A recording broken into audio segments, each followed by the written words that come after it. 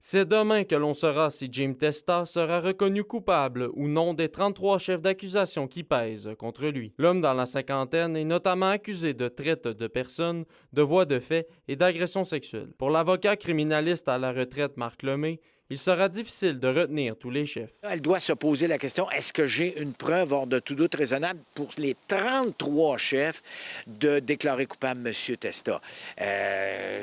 Peut-être pas tous les chefs, mais il y en a certains pour lesquels ça va être difficile de s'en sortir. Au cours de ce procès, nous avons appris que Jim Testa aurait fait vivre l'enfer à des personnes vulnérables qui résidaient dans sa demeure durant une période de 11 ans, soit de 2011 à 2022. Ce sont 18 témoins qui ont été appelés à la barre au cours des procédures. Par ailleurs, c'est la crédibilité des témoignages qui devrait être un facteur clé dans le verdict. La juge, elle, ce qu'elle a à faire, c'est de regarder les témoins, d'écouter ce qu'ils disent et de dire si oui ou non elle va les croire ou pas. Puis si elle ne les croit pas, c'est fini, le procès est acquitté, monsieur. Ça a duré très longtemps. C'est une question de crédibilité.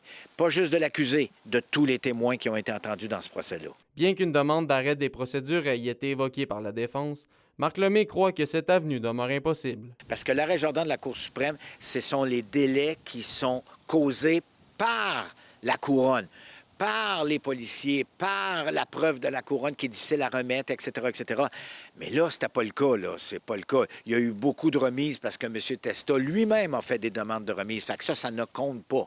Et devant un juge de la Cour supérieure, on a 3 ans pour faire le procès. Donc non, pour moi, ça ne pouvait pas s'appliquer.